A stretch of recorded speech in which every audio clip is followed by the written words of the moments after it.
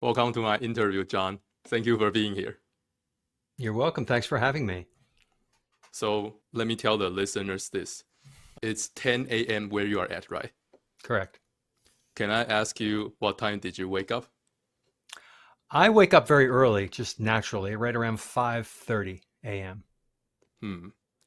Would you say you have always been waking up this early, or you started to wake up more early after you went carnivore? Oh, definitely after I went carnivore. I Ah, require less sleep and I ooh, just pop out of bed. interesting. Have you eaten anything today? Not yet. I'm going to have my first meal after this interview and before my next interview. Oh, okay. For those that are listening, John told me that he's going to have an interview at 12 a.m. No, that's like PM. at 12. So I guess he's like pretty busy, Yeah. at least today. Would you say you eat at a similar time every day? I do. I got used to following the clock. I was raised that way. We always ate at the same time. So I'm kind of used to that. But I know I should just be listening to my body signals and only eating when my body tells me it wants nutrition. And I'm not there yet. I still eat pretty much the same time every day. So when would you say you usually eat every day? I eat around between 11 and 12 a.m. And then my second meal, I only eat two meals a day, is between 5 and 6 p.m. Okay. So can you tell the listeners what have you been eating? Okay, I get this question a lot. What do you eat? Uh, my first meal of the day is when I'm breaking my fast, breakfast, but it's not in the morning. It's kind of almost lunchtime. And it always has eggs, five, six, seven or eight eggs, and I sometimes throw the egg whites out for three of them, so I have more yolks than the white because I love that. I buy pasture raised eggs where the yolks are very orangey, that has more choline and more omega 3 and just a better content. And usually, whatever steak prepared the night before. There, if there's leftovers, I take the cutting board and I cut up the leftover steak. Sometimes I have to add more ground beef, and that goes into the pan. Then I like my eggs over easy so the yolks are runny and they break into the meat. I salt to taste with my Redmond real salt. And let's see, that's one of the meals that I have. I also have wild caught sockeye salmon that I like to cook rare in the middle, and I'll have that on the plate at the same time. An alternate meal, which is what I'm going to have today, is bone broth soup. I make my own bone broth from leftover bones. Then I have those in glass jars in my refrigerator, and I'll use that as the base in my pot. And then I put the cut up meat. I let the hot bone broth cook my eggs. So good. I salt to taste. I'll either put shrimp or salmon in there and let the bone broth cook it. And then I pour it into my bowl and I enjoy that so much. Sometimes I put some cheddar cheese in there or mozzarella cheese. Oh, it makes it thick and creamy. So I love eating. I love my food, and I feel so satisfied when I eat that. That's my first meal, and sometimes that changes. Would you like to hear about my second meal? If you eat different foods, you can talk about that. I do. I do. So the second meal is the dinner time, and it's either a ribeye steak or a chuck eye steak or prime rib or a hamburger, something that's ruminant meat, lamb. Oh, I love lamb. The flavor of lamb is delicious and healthy, and just that. And butter on the. I have a cutting board plate. I replaced my plates with wood so I can feel the knife cutting into the steak in the wood. And so I have meat and butter for dinner until my body says no more. And I'm finished until the next day. Can I ask you how tall and how much you weight? Sure, I'm 5 foot 10 inches. That's how I can't tell you centimeters. I think that's what is 69 centimeters maybe in the metric system. And I weigh about 165 167 pounds. I don't know what that is in kilograms. I'd have to do the math. Would you say you are bigger for your height? Big for my height, as in fat, overweight. No, I mean like just stronger. More, you have more weight. Um, I'm not sure. My BMI, my body mass index, is within range, if you want to go by that. I'm building muscle at the gym. I work out daily. I've lost body fat since I started going carnivore, and I've added muscle. So muscle weighs more. So it's hard to tell, but I Mm. know I'm fit and healthy because I feel great and I look good in the mirror. Yeah, you definitely look fit. Yeah, the reason I asked you that was because it sounds like you eat a lot. I do. I listen to my body. I don't overeat. But if I'm hungry and I want more and more, my body says keep going till it doesn't taste good anymore, and that's when I kind of stop. Okay, I think it's time for us to move on to your diet journey. Okay. When would you say you went carnivore? Let me figure that out first, and then I'll ask more questions. You want to know when I went carnivore? Uh, Over 2.5 years ago, I went full carnivore. But Hmm. before that, for about 3 or 4 years, I was what's called ketovore, which was carnivore, but a few vegetables, maybe some fruit. Hmm. So So, I stopped that 2.5 years ago. It's just all animal products now. ooh, okay. Would you say you have never eaten any plants within this time, or you ate a little bit here and No, there? I am carnivore. I'm about 90% carnivore. So I have had coffee, which is a bean. Oh gosh, mustard, I'll put on a hamburger. Um, Maybe some oregano or basil in my soup, but not a lot. And that would take me out of 100% carnivore and pull me down a little bit. But that's about it. I'm very carnivore. I see. I don't have any vegetables or any fruit of any kind anymore. I don't want them. Mm-hmm. Uh, have you tried other diets before you went ketovore? Absolutely. I started going ketogenic first when I was, let me see, 6.5 years ago, when I was 50. How old was I? Let 50. me stop you here. So before that, would you say you were just eating a normal diet? I was eating the standard American diet my whole life Hmm. until I went keto. Okay, Six. so let's start from your standard American diet phase. Can you Okay. tell the listeners what you were eating? I was eating pizza, macaroni and cheese, cereal every morning, granola. I was a sugar addict. I liked candy, cake, M&Ms, cookies, cakes, pies, fudge, um, Pop Tarts, pastries, anything, We can any know that this guy is a professional junk yes, food eater. anything that lit up my brain, I loved, and I ate too much, and didn't know. I mean, I knew the sweet stuff was bad for me, so I cut that down and thought I was helping myself by just having fruit and yogurt, and I was giving myself better sugars and better carbs, whole grain bread instead of white bread. That's what I thought. So I was trying to do a better diet, but I didn't have the information correct at the time, and I was still feeding myself carbs, sugar, and seed oils. Hmm.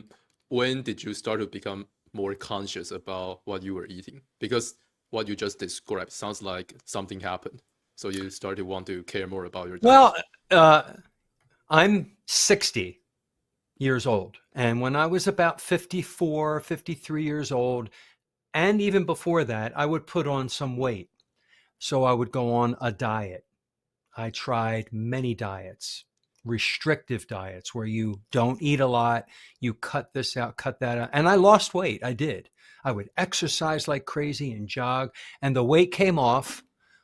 But when the diet was over, I went back to eating the processed food again, and the weight came on, and then more.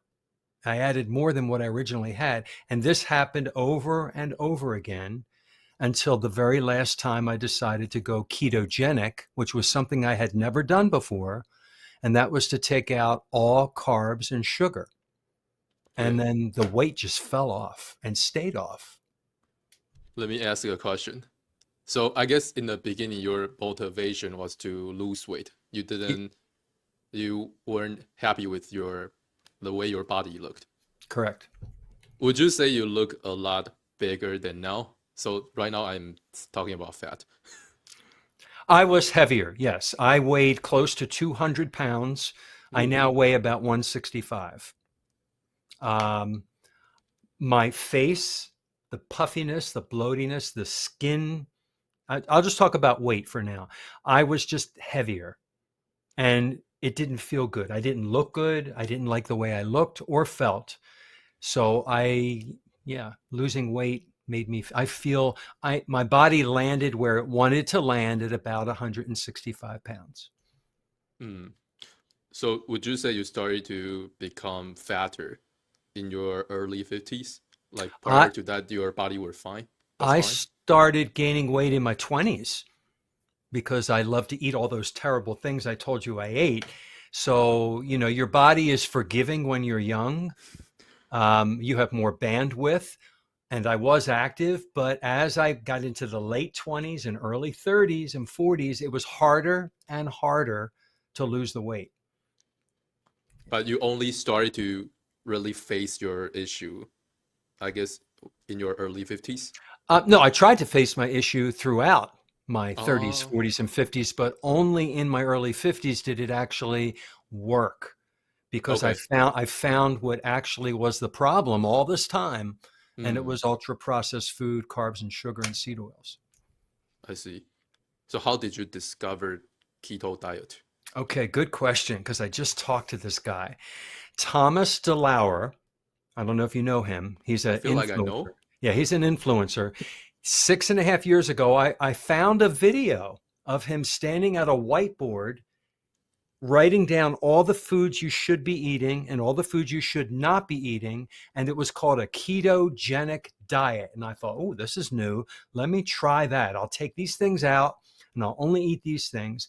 And that's how I started, actually. And I just talked to him, and he's going to do an interview with me later in the year, which is kind of exciting. I told him that he started me, and it comes full circle. And I'm helping other people too. Do you know what kind of diet he is eating now? I think he's eating a hybrid of carnivore and keto. He's very active, very athletic. So if you are athletic and very active and your body can tolerate carbohydrates, you can have some. Um, but I don't advocate that because everybody's different. You have to figure out what works best for you. I'm older and I'm active, but not as active as I was. So I know how many carbs. Carbs also don't just help you gain weight, they also continue the addiction. When I have sugar or carbs, I want more and more and more. So for my personality, I have to have none. I have to abstain. And when I do that, it's easy. Hmm. So when you discovered, is that guy called Thomas? Mhm. Okay, when you discovered his video, I guess the diet he was describing sounds like pretty clean.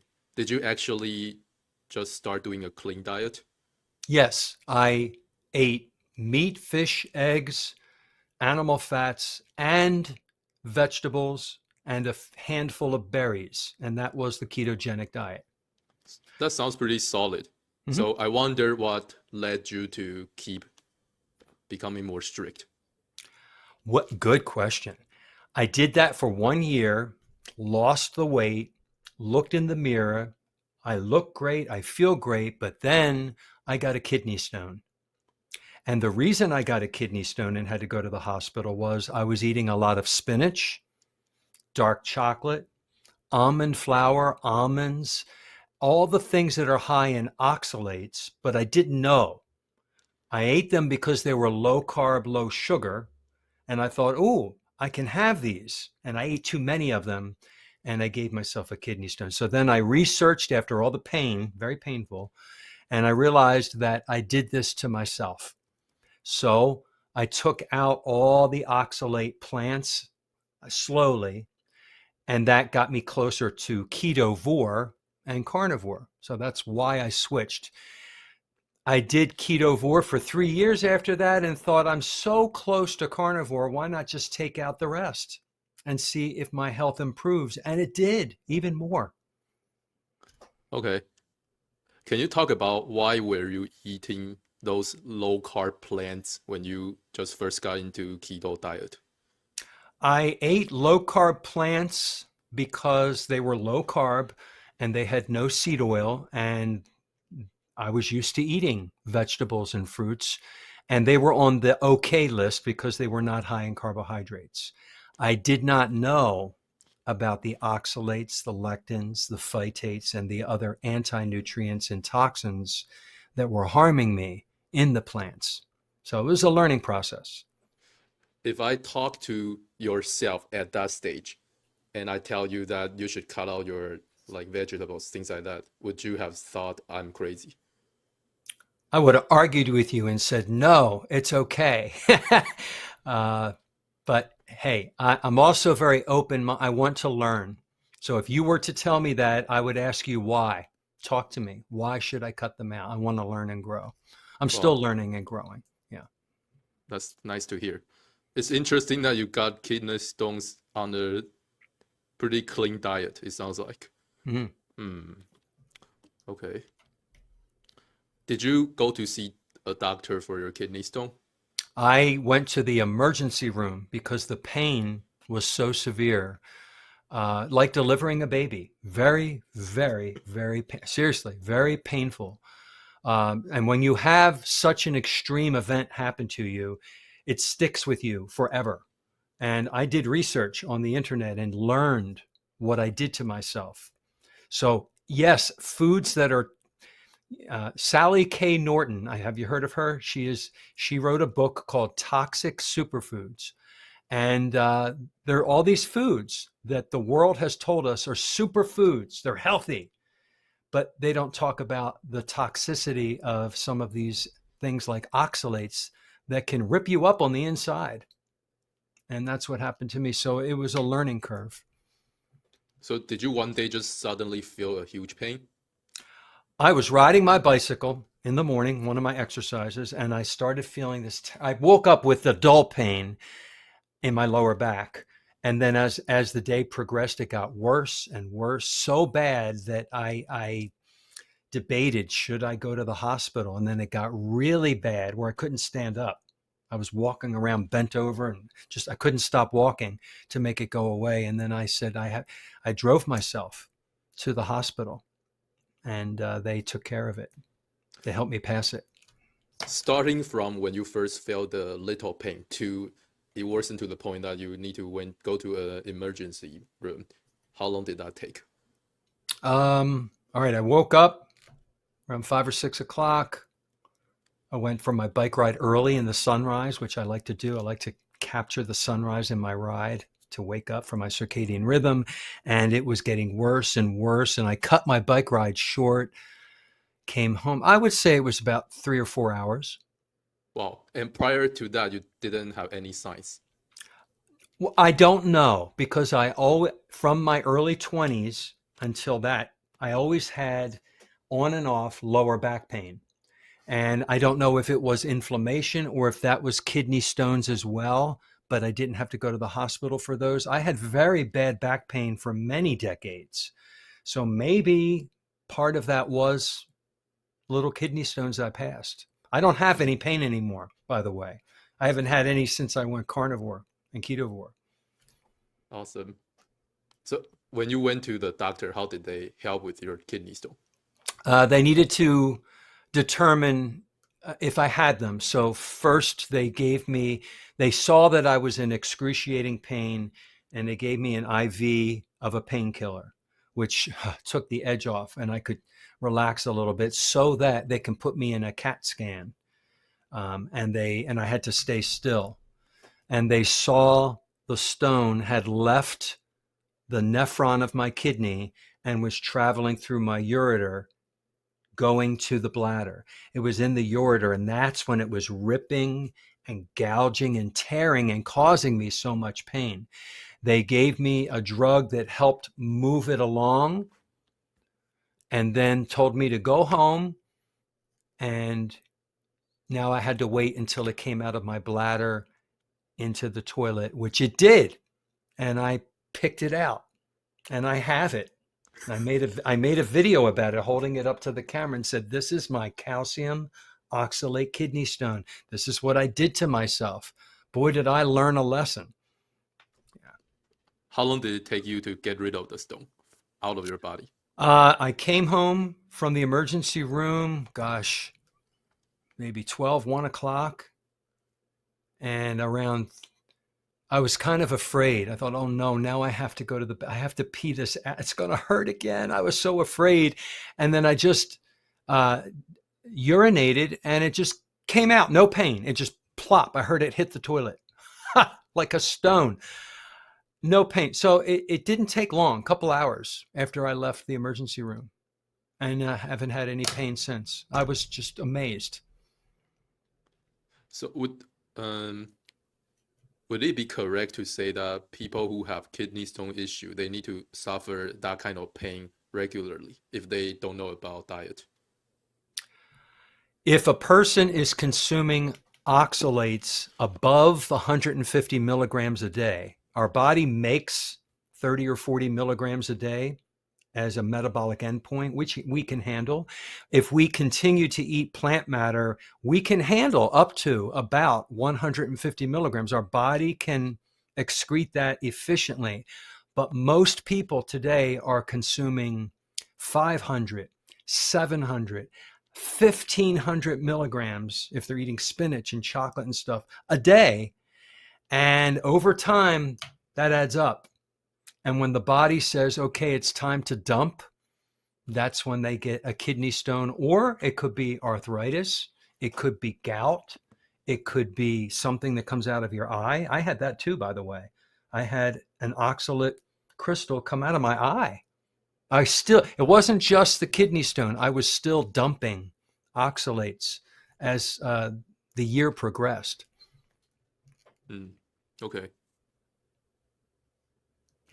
So would it be fair to say that the main reason you went ketovore and eventually carnivore was because you got kidney stones? The kidney stone taught me that the plant toxins were doing that to me, and I needed to take them out. And I took them out.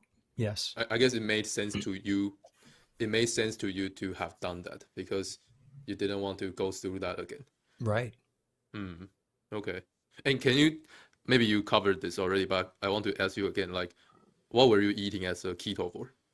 As a ketovore, I was eating ruminant meat, beef, lamb, bison.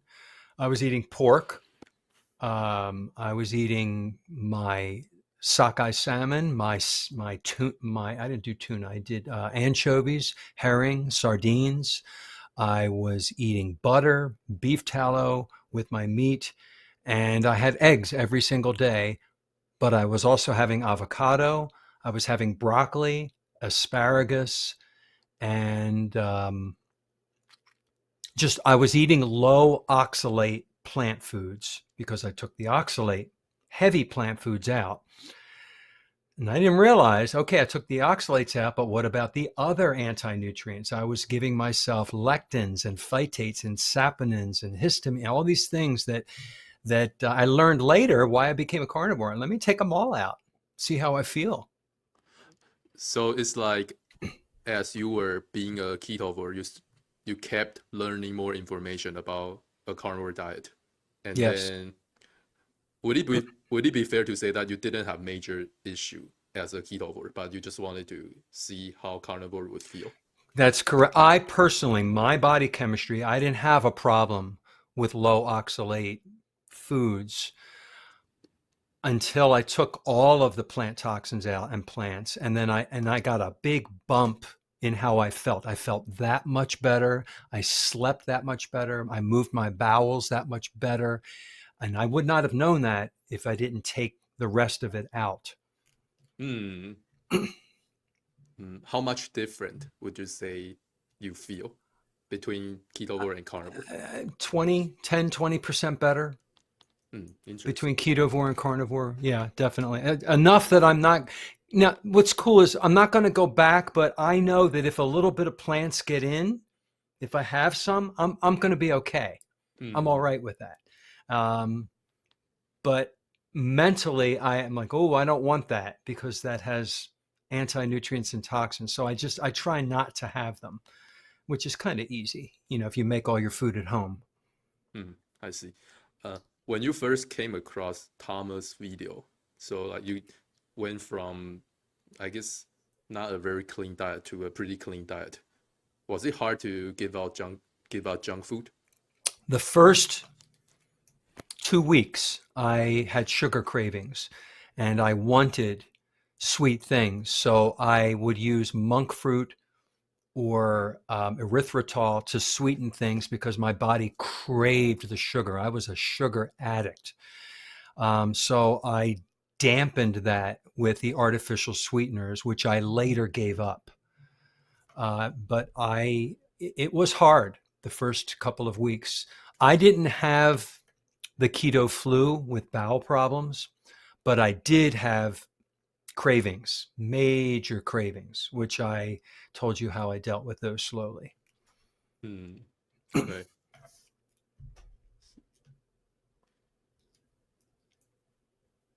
Can you talk about how your health has improved after, I guess you went keto and eventually carnivore? Talk about this a little more.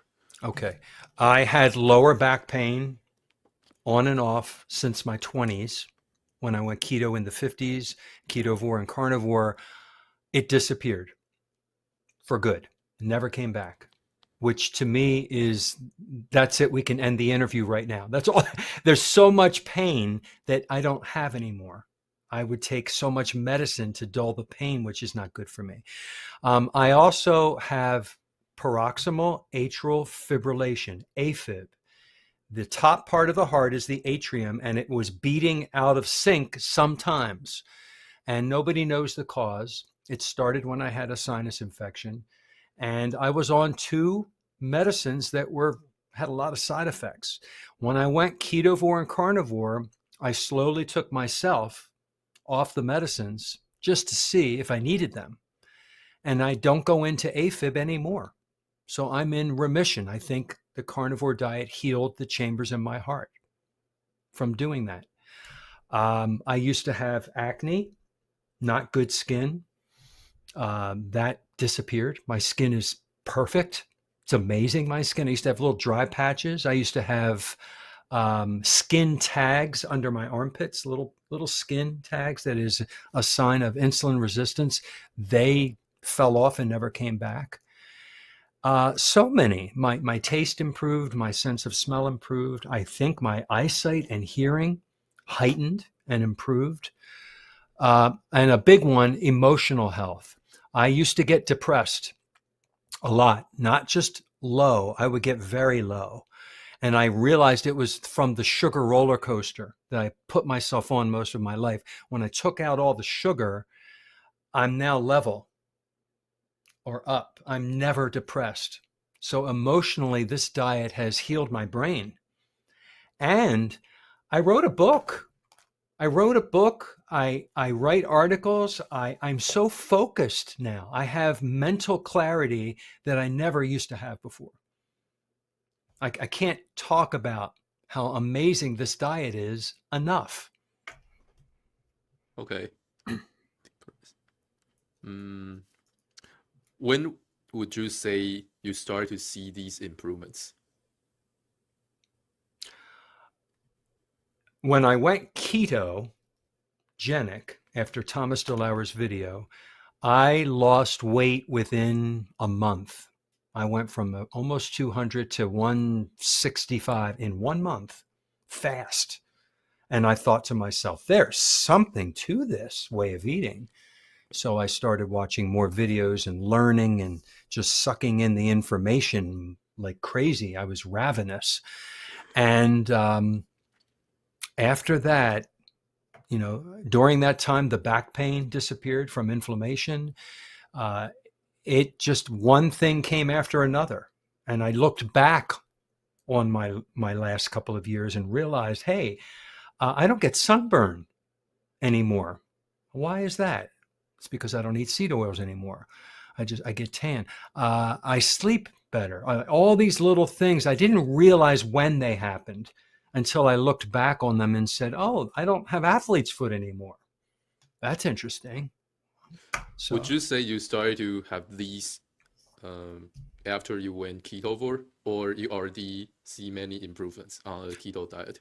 some of them when I went keto, because you're taking out the sugar and you're eating very low carb, and the seed oils eventually. You take that seed oils are worse for you than the sugar, because sugar your body recognizes and can deal with or can't deal with, but seed oils are toxic. They are never meant to be in the human body. So when you take those out right away, your body starts to heal, starts to relax. All your hormones start to balance again because of the lack of sugar and seed oils. And it was pretty fast. Yeah, Mm. So I guess you had all those issues before you went keto, right? correct. Mm, okay. Can you talk about how your teeth health has improved? Okay. I think I talked about this with Dr. Baker too. Yeah, that's why I'm asking you. Right, right, right. Uh, my gum and teeth for my whole life. I've lived in the dentist's office. I had many cavities, many root canals, many crowns had to be put on. I had braces. I had a lot of a lot of pain in the dentist office. And when I went low carb and took out all the sugar, I noticed that my gums were healthier and my teeth didn't have as much tartar. That the dentist actually, I would go every 6 months for a cleaning, and they didn't have much cleaning to do at that point. They're like, "Oh, your teeth are in amazing shape," and I thought, "Wow, this is interesting." Let me tell you what I did. I stopped eating sugar and carbs, which gets lodged in there and starts to eat away at the enamel and cause gum recession. I had gum recession, and that stopped. Mm, So I have pretty good. Your oral health, I learned, is also a precursor to how the rest of your body is doing. If you have good oral health, that shows you that the rest of your body's healthy, and mine mm, is. Mm. awesome. Can you talk about what you would be doing as a more depressed person in the past? What I would be doing when I was depressed, uh, I had lower self-esteem. I didn't stand up as straight. I didn't like the way I looked in the mirror. I would fixate on the bad things that happened in my life, and I would be sad. And the fixations were very strong, very much repetitive, almost like excessive compulsive fixations. And it was hard for me to let them go. And I would go over them, and I wouldn't sleep at night because I couldn't let them go. And the ketones in my brain from this way of eating, the fatty acids, repair that. I don't fixate anymore. I see myself in the mirror for how I really am now. And I'm very optimistic and very positive. I didn't have that my whole life. I did not have that. And I have that now, thanks to the proper human diet. Okay. Mm, like, what's my question? Yeah, I want to ask you that if you didn't get kidney stones when you were on a keto diet, um, your state of health back then, do you think that was a good state of health? If I didn't get kidney stones, but I was on keto or before keto? Just when you were on keto diet. Oh, I don't How know. what do you think about your state of health back then? It was If you didn't have kidney stones. I probably would have stayed on the plants longer because I wasn't having any problems and I wouldn't have Mm, learned.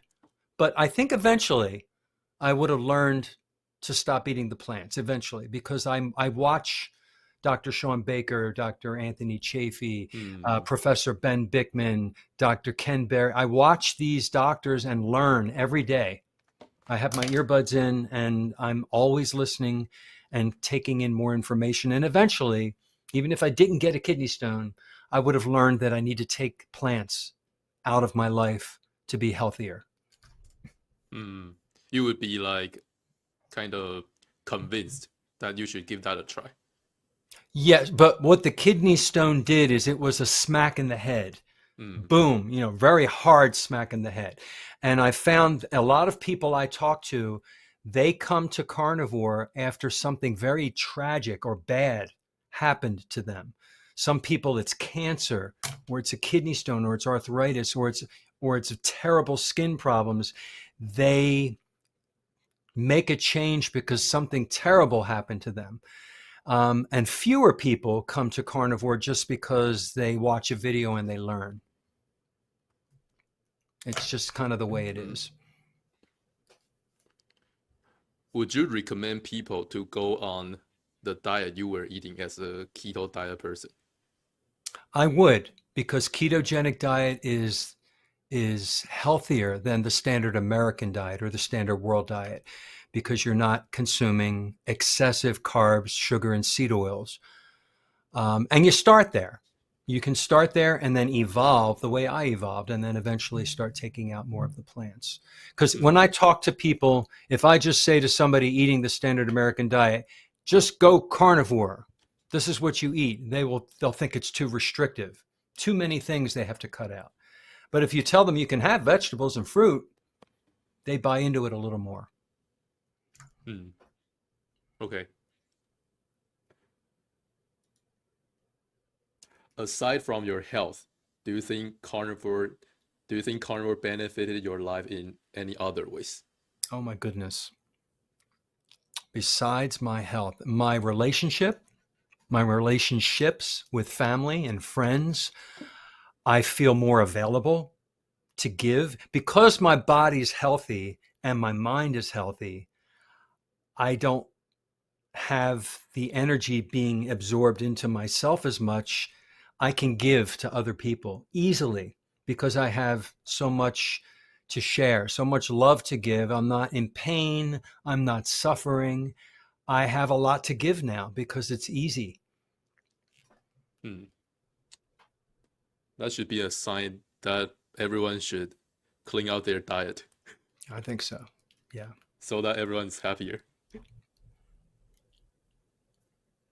Do you have any actionable tips for people that don't really know how to do a carnivore diet, but they are on board with the philosophy? Oh, good. Good question. Actionable tips. Watch some YouTube videos first. Learn what the carnivore diet is, that it is not a diet, it is a way of eating that we as humans had been eating for millennia. Our ancestors, our great, great, great, great grandparents, we ate meat, fish, eggs, and animal fats for thousands of years. And we stopped doing that with a modern ultra processed diet. And when you see what protein, fatty acids, vitamins, and minerals only can do for your body, when you take out the toxins and the harmful things, then you realize this is not a diet. This is our ancestral way of eating. We're supposed to nourish our body this way. So I encourage people to watch the names of those people I mentioned, watch their videos and learn and start taking out the offending agents, start taking out the bad stuff little by little. Some people want to go in all at once. Whatever your personality is, I recommend going slowly so your body's not shocked. And little by little, as you learn, take the bad stuff out, eat more meat, fish, eggs, and animal fat, and you'll see. You know the phrase N equals 1, right? That's an experiment that we do on ourselves. It's stronger than any study you can find because when you see for yourself in the mirror what works for you, you keep going with it. Mhm. Okay, let's move on to the next phase. So, as far as Okay. I know, were you a teacher?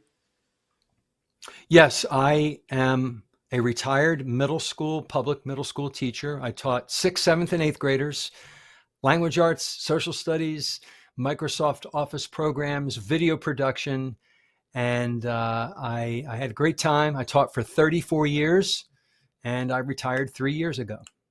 Oh, okay. So I guess when you were still working, you were already eating a reasonably clean diet. I started keto when I was teaching, and I would make my lunches and bring them into school. And yeah, I was keto, and then I started going carnivore before I retired. So, I'm sorry, I started going ketovore right before I retired. So I was working when I started this. Yes. Hmm.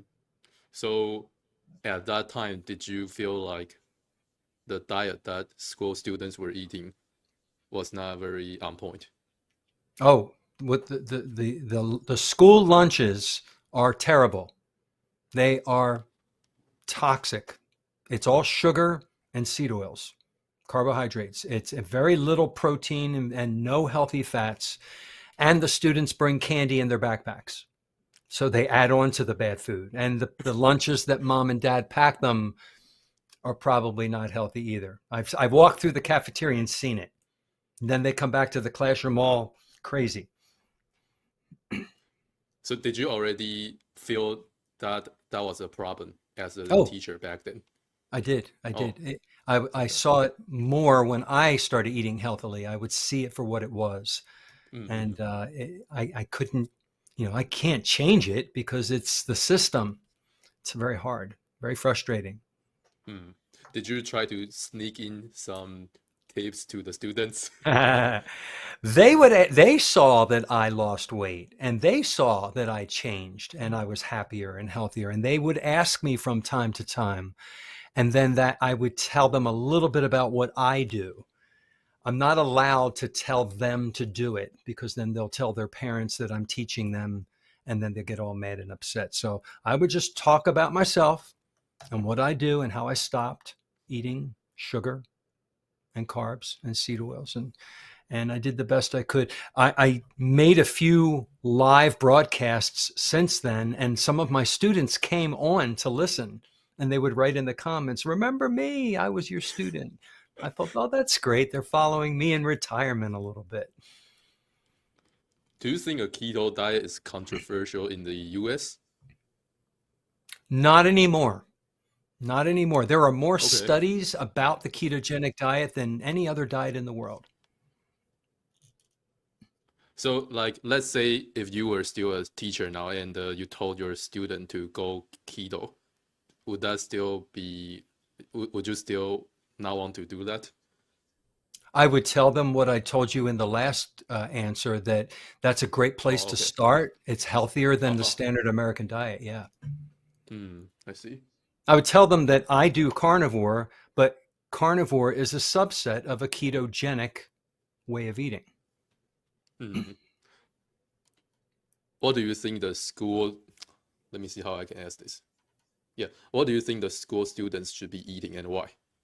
Ah, the school students in the cafeteria should be eating ruminant meat, fish, eggs, cooked in butter or beef tallow, because those foods contain all the essential proteins that our body needs, all the fatty acids, omega 6 and omega 3, in a healthy ratio that a human body needs, all the fat soluble and water soluble vitamins that the human child needs, and all of the minerals that we need. They need to have that, I, especially as they're growing and going through puberty. Mm. What problems do you think many kids are having that are related to diet? They are struggling with depression in middle school, from what I saw. More than years ago. They are struggling with obesity. They're drinking a lot of fruit juice, a lot of sodas with high fructose corn syrup. They are insulin resistant.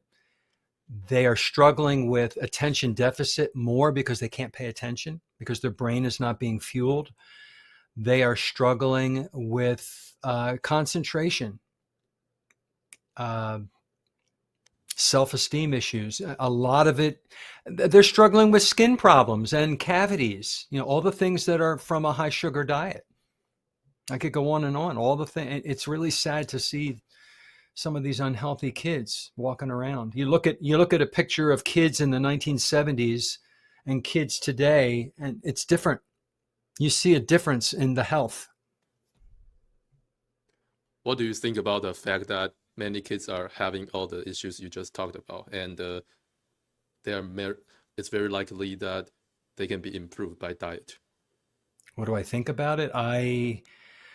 I'm frustrated because I know the answer to all the problems, and it's very difficult to convince them because I have to go through their parents. Remember, a child is not 18, so the parents have the say of what they eat and what they don't eat. I can talk to them, like I told you, and tell them what I eat and encourage them, plant seeds, but that's all I was able to do. Hmm.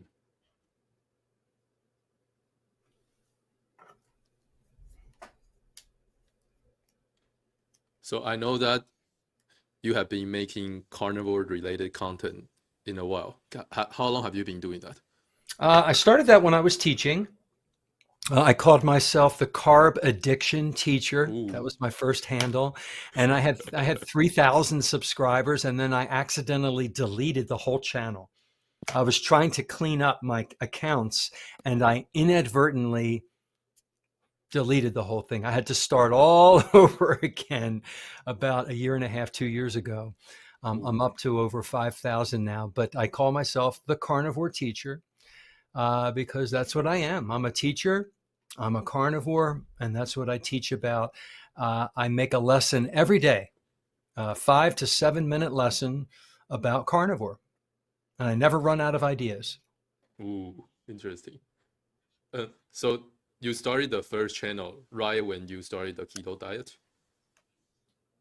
Soon after, because I had to tell people, and my only way to Oh, do that is so is on YouTube.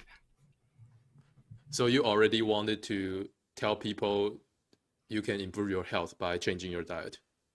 Yes, I felt Like the need. keto, oh, keto already gave you that feeling. Yes, I felt the need to pay it forward, to tell other people. I can't keep this to myself. I improved so much in so many categories. I can't keep my mouth shut. And it's free. Mm, mm, All you need mm. is the Yeah. knowledge, and you can make the changes in your life too. So that's why I share. I have to. It makes a lot of sense. Hmm. Wow. So you make a video every day. How long have you been doing that? Well, I taught video production, so I have the equipment in my little studio in my house. I know how to edit videos and do the audio and the video and Mhm. read the teleprompter and set the camera and the lighting up. And so I've been doing videos for, gosh, 20, 25 years as the technology evolved. Uh, so I just decided to do that with my health and my diet now and help people. Yeah. I mean, how long have you been posting one video every day? Oh, let's see, about 5 years. Holy shit, really? Yeah, 5 years. You have They're been not all posting there, about. but they're not all there because remember I deleted my channel by accident. So, I restarted about 2.5 years, 2 years ago, and I've been doing one every day. Now, what I do is I record a batch of them. I have a whole bunch of ideas. I record maybe 7 or 8 at a time with the same shirt, right? And Mm. then Each day I take one and I edit it, and then I post one a day. But it's not like I record every day. I do them in batches and I post one every day. Do you think that takes a lot of time? Um, an hour or two a day to post my video for editing. And then when I record them in batches, it takes a couple of hours. I have to do my research first. I have my videos have sources in the show notes. I want to be accurate and correct. And I make sure that I have my facts correct before I speak. And if I make a mistake, I have to go back and fix it. I feel like many doctors can learn from that.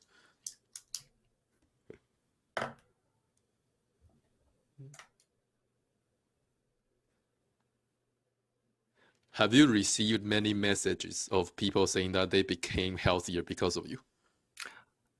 Each video that I make, I always put at the end of the video, please like, subscribe, and share, and leave comments and questions. And I always get comments or questions. And if they're questions, the teacher in me loves that. I'm like, oh, great. I get to sit down, read the question, think about how I can help this person who asked me a genuine question. Help me, they say. And then I write an answer.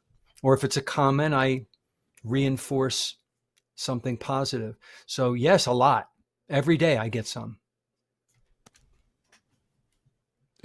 So I was talking about like people telling you that they became healthier because of you. Like maybe they Oh, changed their diet. yeah, I've had many that thanked me Whoa. profusely. Gave me a little bit of a big head. I'm like, wow, you really helped me. You changed my life, and I watch your videos every day now. Thank you so much. I don't, my aunt has changed her way of eating because of me. I went and just saw her a few months ago, and she says, I don't eat that anymore, and I don't eat this anymore because of you, and I Oh, feel better. So uh, it's kind of, it feels good to yeah. help people. I already feel good. It feels good to get the feedback. Yeah. What do you think is the best way to make people buy into the legitness of a carnivore diet? The best way to help people buy into the legitimacy, is that what you said, of the carnivore diet is to share the facts about nutrition. What does the human body need to be healthy and grow? And how does the carnivore diet fill that need? And then I go from there. Mm, It's been made very complicated, but it really shouldn't be. It's very, very, very simple. As Dr. Kiltz says, if you've heard of him, if you just remove the toxins, you let your body heal. And if you just give your body what it was supposed to have, your body is nourished. And that's all it is. It's that simple. Do you have any tips on convincing people on the theory that you're talking about? Do you know what I mean? Like maybe you present a theory. How can you make them believe that your theory is correct? I can't make anybody believe anything. I can just present the facts. Mm, And hopefully the facts will be like a candle in a dark room. You can't not see it. It is what it is, and the facts are backed up with recent studies. And the best proof is the N=1 experiment. If you just try carnivore for 30, 60, or 90 days, just try it. What do you have to lose? If you're suffering and you're overweight and you're having problems and you've tried all these other diets, try this one. Try it. They're going to think it's a diet for a while, but eventually they'll realize, oh my gosh, all these things have improved. I'm going to keep going. And then it's not a diet anymore. It's a way of living. It's a way of life. So my convincing is to just say, just give it a chance. And, all else fails, you go back off of it. mm. How many interviews have you joined when it comes to Oh carnivore gosh, interviews? I don't know the number. I have interviewed many people. They're on my channel. I can go to the channel now and give you the number, but I have interviewed many people, and many people like you have interviewed me. And I really love these interviews because people like to hear other people's stories.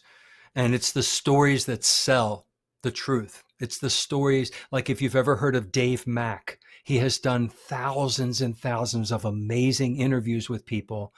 And it's the stories that speak to people and help them decide if they want to do this way of eating. Do you have any tips for carnivores to be able to join more interviews?